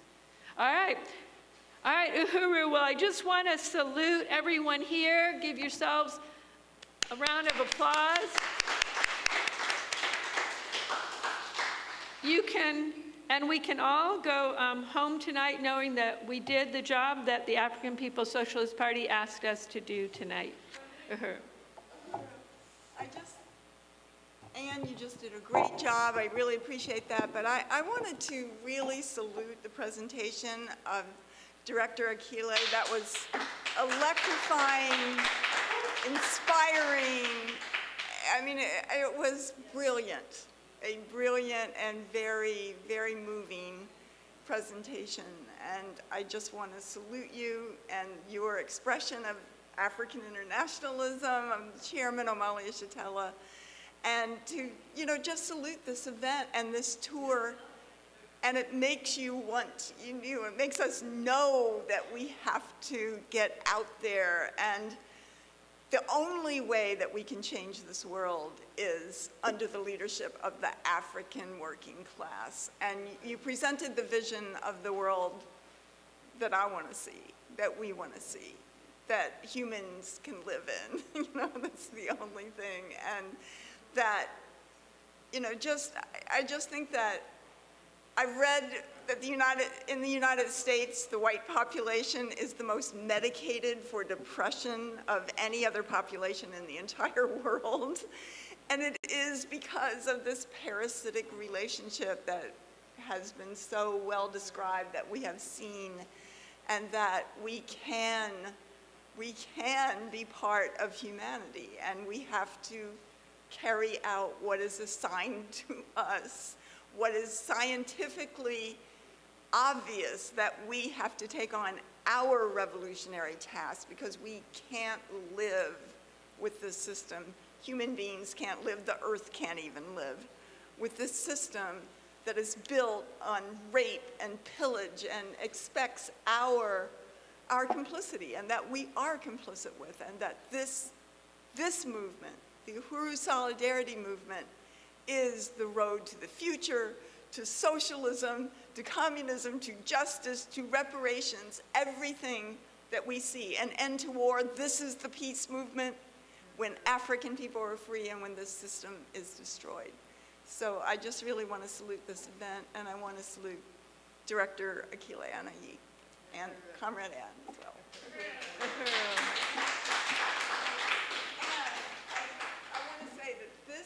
Book, which if you get it, can you, Chairman, still sign it if you get it today? Or is that over? Or he could probably still sign it. He would probably still sign it. But this is amazing. And if you haven't gotten your copy of Vanguard, you must get it. There's no copies? Oh. But I think you can definitely get one and order it, or I don't know how it works, but you can get one. And this is an incredible book that sums up everything, how the party won or defeated the counterinsurgency, how it survived that, the whole question of dual and contending power, defeating other political lines, and showing how the party is the heir to the movement of Marcus Garvey and the struggle for dual and contending power. This is right there. This is amazing. So you've got to get this Vanguard. You can, how can you order it online? At burningspheremarketplace.com. Uhuru. Uhuru. So the last thing that we have tonight is to call on people to return diamonds or jewelry. We have someone here who wants to return something. So if you want to bring that up, Jackson. Uhuru, do you want to say what that is you're returning? Uhuru. I have in the box the engagement ring from my ex-fiance and would have been wedding ring, and it has a much better home here with the movement returned to actually the only home that it should have, obviously. These are stolen resources from African people, and so I asked my mom to ship them from San Diego, California to St. Petersburg, Florida here, and I'm returning them to the vanguard of the African working class, Uhuru. You can give that to St. Uhuru, thank you. So, and you can, anyone can return their diamonds to Black Star Industries, and they will be certified as a liberated diamond. So you can, in fact, if you have a diamond, so an ill-gotten diamond that your grandmother sent to you or gave to you, passed down to you, and it means something to you, you can redeem that diamond by returning it to African people and then paying them for it. So that the African People's Socialist Party and Black Star Industries receives the value of that diamond, and then they will certify it for you as a liberated diamond. And then you can keep that heirloom knowing that the resources that belong to Africa have now, the value has been paid to Africa. So, and I just wanted to say, we got our job done for tonight, but that doesn't mean that the job is done. So we have one other thing that we need to do tonight, and then I'm going to come up and tell you how you can participate in an ongoing way, volunteering and becoming a part of this movement. Uhuru. Uhuru. Sorry for the surprise yes appearance. But I'm very glad to be here. My name is Jesse Neville. I'm a member of the African People's Solidarity Committee. And I'm really sorry I missed this event, but I will watch it. I was in another meeting with the USM organization in Philadelphia that's building right now. So, but I'm sorry I wasn't able to be here. But I just want to say uhuru to you, Chairman Omali Yeshitela, and Chairwoman Penny Hess, and Director Akilé, and all of you comrades. And I have prepared some remarks that I would like to deliver. Uhuru. Over 40 years ago, on September 30th, I hope that date is accurate, of 1976, a woman by the name of Penny Hess packed her bags and traveled from Louisville, Kentucky, to this very city of St. Petersburg, Florida, to attend the founding conference of the African People's Solidarity Committee, initiated by the leadership of the African People's Socialist Party, Chairman Omali Yeshitela. The revolutionary genius and founder of the theory and practice of African internationalism, Chairman Omali Yeshitela put forward at this 1976 APSC founding conference the groundbreaking concept and plan to build a white organization that functioned as a strategic constituent part of the African People's Socialist Party, working under the party's leadership to extend the struggle for African revolution into white society by winning white people to unite in principled material solidarity with African liberation as defined by the vanguard of the African working class themselves. It was a call to action to white people that challenged over 600 years of white opportunism that guided the behavior and activism of white people resting on the pedestal of slavery and genocide, led by our pocketbooks and stomachs, as Chairman Omali put it, to unite with our own ruling class against the oppressed peoples of the world. The call by APSC for white people to embrace the struggle for reparations meant that we had to go beyond words and ideas and put into practice what we claimed to believe, that the road to genuine justice and peace for all human beings is paved in the struggles of African and colonized peoples for national liberation and self-determination. Many white people attended that founding conference and even joined, but most of them jumped ship within days. One person stayed. She stayed, and through years of struggle, through years of training and political education by the chairman and the African People's Socialist Party, through years of dedicated, accountable work under the leadership of the African People's Socialist Party, she became the first ever white person to embrace the theory and worldview and practice of African internationalism as her own, to embrace and adopt the struggle of African people as the struggle for white people too, that our future as human beings is intrinsically defined by the stance we take in relationship to the inevitable triumph of the enslaved and colonized African human beings of this earth. And that person was Chairwoman Penny Hess. For over 40 years, Chairwoman Penny Hess has taken this stand, leading by example, building organization, building APSC, the Uhuru Solidarity Movement, and so many reparations institutions under the party's leadership, guiding all of us and teaching us what it means to unite with African internationalism, to be Yeshitelists, to live up to the call that Chairman Omali Yeshitela has made for us. Chairman Omali Yeshitela, who once said that when given the opportunity to be our best, human beings will rise to the occasion. The African People's Solidarity Committee is our opportunity, and Chairwoman Penny Hess has shown what it looks like to rise to the occasion. So tonight, she spoke to us here in St. Petersburg, where she has lived for 20 years, playing such an amazing and fundamental role on the front lines of so many struggles, speaking out boldly on behalf of white people in opposition to police military occupation and attacks on African people in South St. Pete, confronting the murderous Sheriff Bob Galtieri right to his face in the middle of his own cocktail party, speaking out at countless forums and events and panels, demonstrations on the steps of City Hall, making breakfast at the Uhuru Foods booth at the Saturday morning market, baking who knows how many Uhuru pies, uniting with the incredible visionary economic and political strategy of the party implemented by Deputy Chair Onizini Yeshitela, coordinating the web shows and funding campaign of the Black Power Blueprint, building summer projects and cadre intensives under the leadership of the party, leading studies of overturning the culture of violence, being the campaign manager for the historic 2017 elections in St. Pete that raised the slogan, unity through reparations, and way more that I failed to do justice in this already long speech that I'm giving. So I close out by saying, I honor and appreciate the leadership of Chairwoman Penny Hess. I hope to emulate her stance in every way, as do all of us in the Solidarity Movement. And on behalf of all of us here in the Uhuru Movement in St. Petersburg,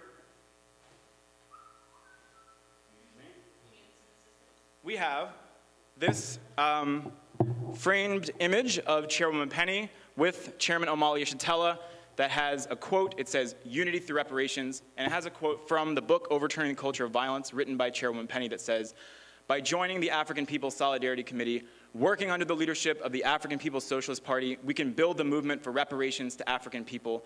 We can help end a system based on enslaved and masters, oppressed and oppressors.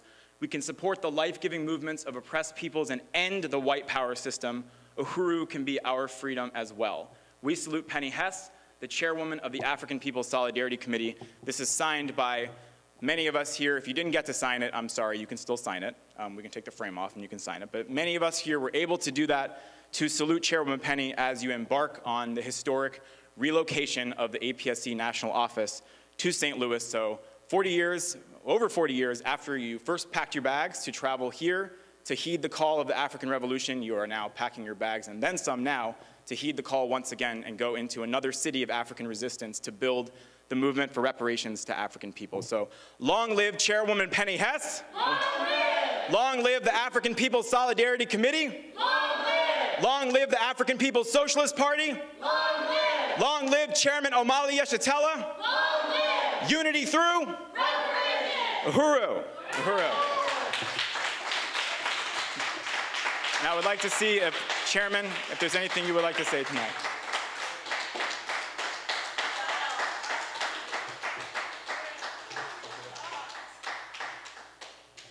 Uhuru.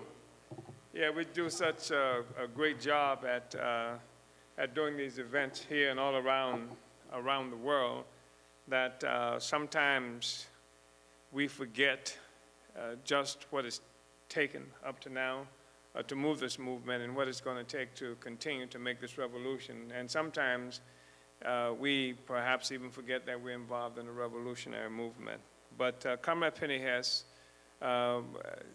just one of the bravest, most principled persons I've had an opportunity to know, and who I know how difficult it must be to have taken the stance that she's taken. First, to join the African People's Solidarity Committee at a time where most of what was considered the white left and most of what was considered even the black nationalist movement in this country and perhaps much of the world really did not look kindly on the advent of the African People's Solidarity Committee. And so these were battles that she had to make. She had to be out in the general North American community taking this work on. And then she had to deal with the so-called white left in this country.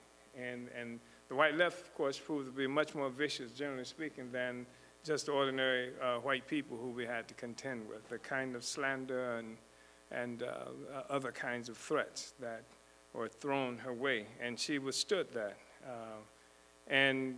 She, inside the African People's Solidarity Committee as well, she had to go through a number of struggles that helped to really shape and redefine what the Solidarity Movement was all about, what APSC was all about.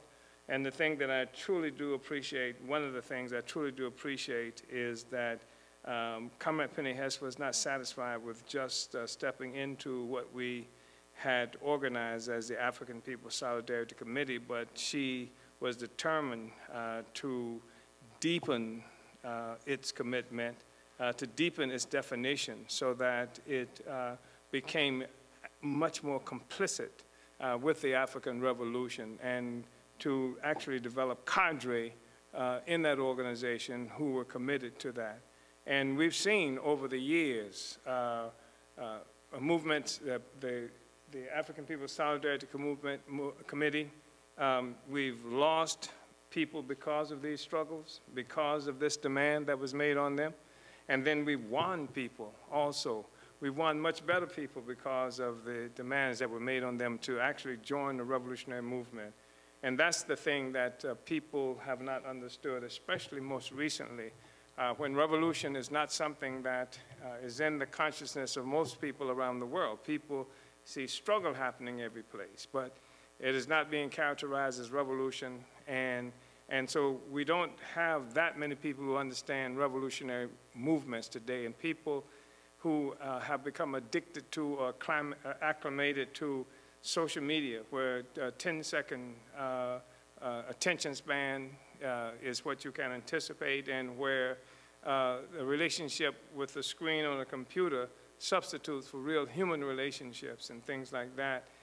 It's been an extraordinary journey that Comrade Penny Hess has taken, and she's helped us to move through all of that stuff and to actually raise up the concept of revolution and winning new people who thought they've just been joining another, perhaps sometimes social media contest to actual revolution. And so I just want to say that I really join with everyone here in saluting Comrade Penny Hess. She is truly a champion of the revolution, and we need 2 or 3 many Penny Hesses. Uhuru. Uhuru, comrade.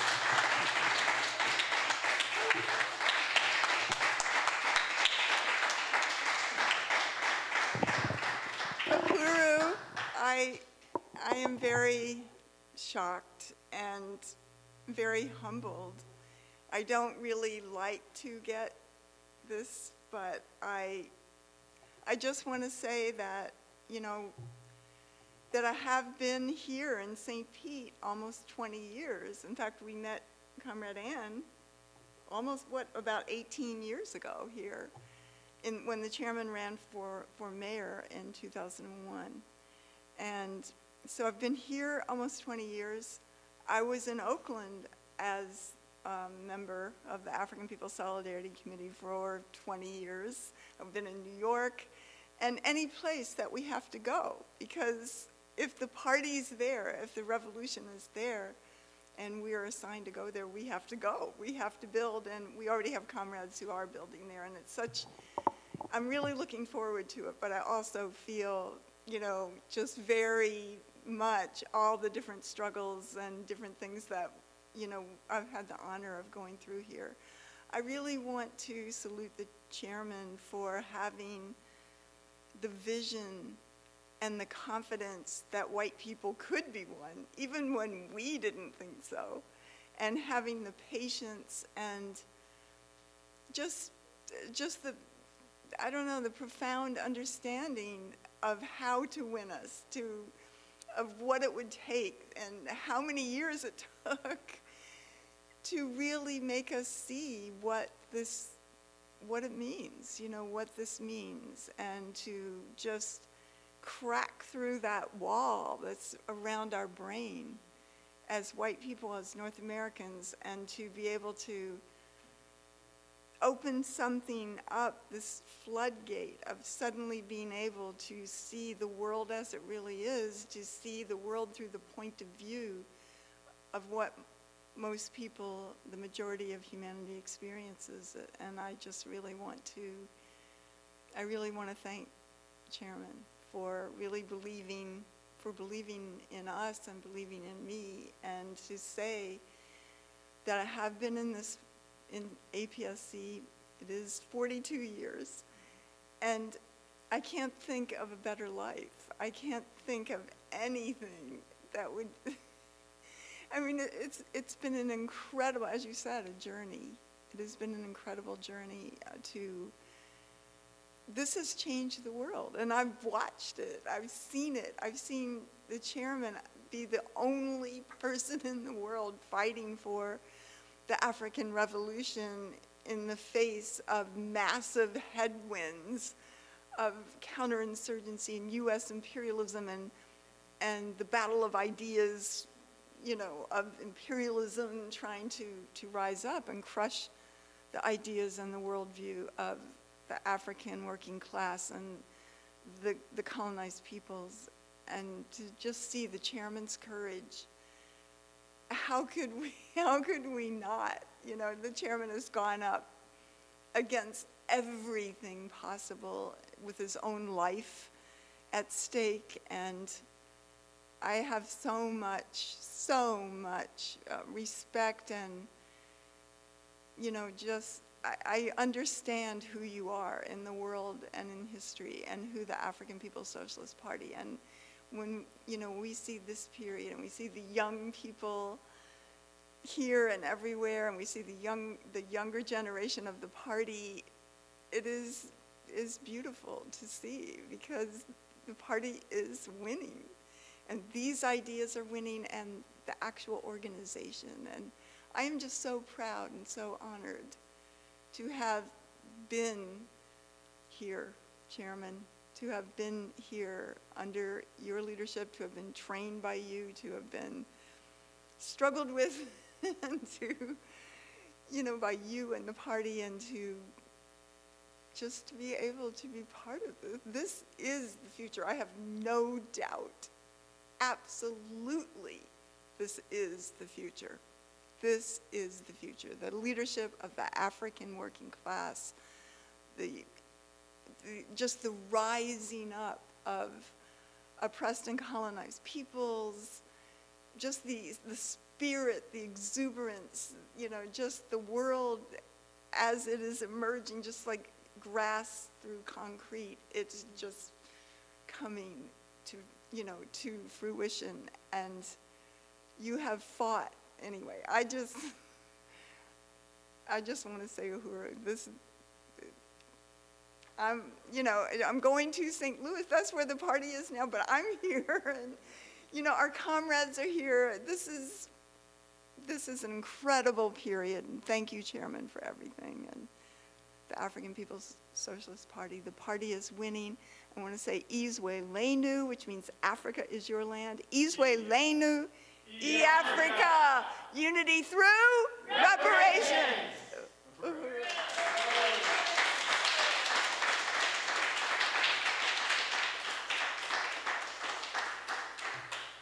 Uhuru, Chairwoman, and I just want to say that, you know, none of us would be here if you hadn't been here, not in the same way. So we're all very grateful that you took the stand and began to, as the party assigned you and under their leadership, you know, show us the way to do this. So we appreciate it. So, as I said, our work is not done. Our job is done for tonight. So I want to really salute everyone who contributed,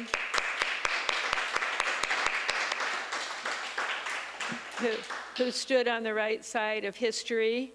And that's like not even a drop in the bucket, right? What we did tonight is just like infinitesimal compared to what African people deserve, they are owed. And so I'm going to tell you some ways that you can participate.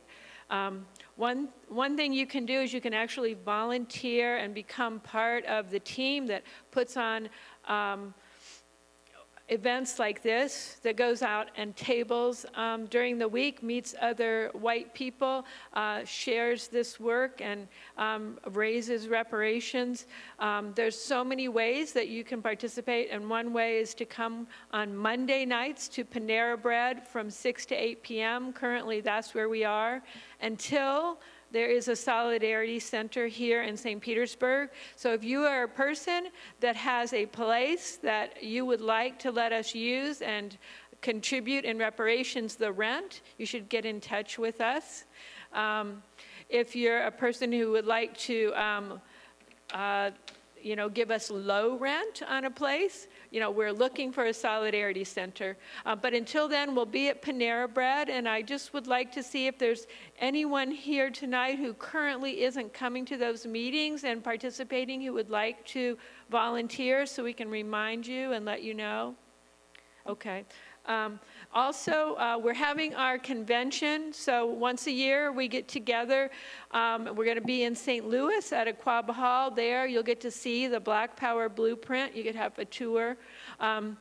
There will be panels of members of the African People's Socialist Party and the International People's Democratic Uhuru Movement who will be, you know, uncovering more for us white people what it's really like to be an African. These are going to be really powerful panels. We get to hear directly from people about their experiences. And we get to you get to hear a report from all around the nation, the almost 500 people who are out being part of the Uhuru Solidarity Movement and people who are out organizing. You get to meet those organizers. You get to learn about how you can organize in your area. So we really want to encourage you to go to usm2019convention.eventbrite.com. Do like Janet Capron did and decide to register, and she's going to do that tonight when she gets home, and come and join us and learn more about this. And then right here in St. Petersburg, you can also volunteer with Uhuru Foods and Pies. So you can join Uhuru Breakfast and Lunch in St. Petersburg, Florida, every week at the Saturday morning market. You can go there to eat. You can also go there to volunteer. That's one of the ways that I first started volunteering, and it's a lot of fun, very powerful experience. And a way that you can just spend a few hours of your day on Saturday helping to raise reparations. The Uhuru Pies are also at the market on select Saturdays, and we need volunteer coordinators and pie sellers. And you can also help buy and sell Uhuru Pies at special events and in the holidays in the fall. We're making a special call for volunteers to come to Oakland, California. So there's a big capitalist fair called the San Mateo Maker Fair, where white left people pretend like they're not capitalists. And so, so you can go there and you can get the reparations from those people. So May 16th to 19th, we need people to help staff those booths. Again, that's really exciting. Anytime you travel and go and participate in something with the Uhuru Solidarity Movement, you are well taken care of, you are welcomed, and you get to have the time of your life working for reparations. So please talk to Janice or go to uhurufoods.org. And with that, I'm going to have Jackson come and close the event. I just again want to salute the speakers, the chairman, and everyone who contributed.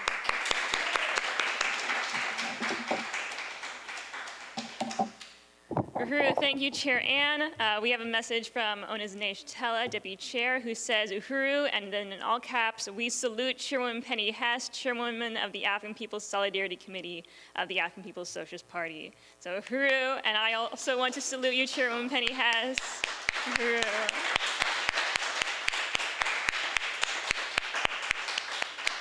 It's an absolute honor to, be under your leadership, under the leadership of the African People's Socialist Party, under the leadership of Chairman. And I also want to extend appreciation to everyone who made this event happen. Of course, Chair Ann, who led this committee, who led our local branch chair, Uhuru, Chair Ann. Just briefly to add on to what Chairwoman Penny was saying about Uhuru Pies, today is Pie Day, March 14th, 3.14. It is Pie Day, so it's a great day to buy your pies or to sign up to volunteer.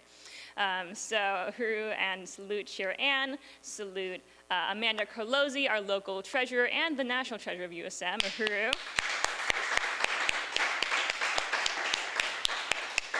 Jamie Simpson, who is coordinating the sign-in table, Uhuru. Santosh, who coordinated the snack table, so you can thank Santosh for coordinating that, for all of your refreshments. Johan Bedingfield, who unfortunately could not be here today. We really appreciate you, and he designed the program that you've been looking at this whole time, so salute Johan Bedingfield. David DeCourty, who also could not be here with us, but we salute you and all that you continue to contribute to the local branch, Uhuru. Renee Nassar and Janice Kant, want to salute the both of you, Uhuru. Of course, Kyle Weiss, who is helping with AV today, Uhuru. And of course, the national chair of the Uhuru Solidarity Movement, Chair Jesse Neville, Uhuru.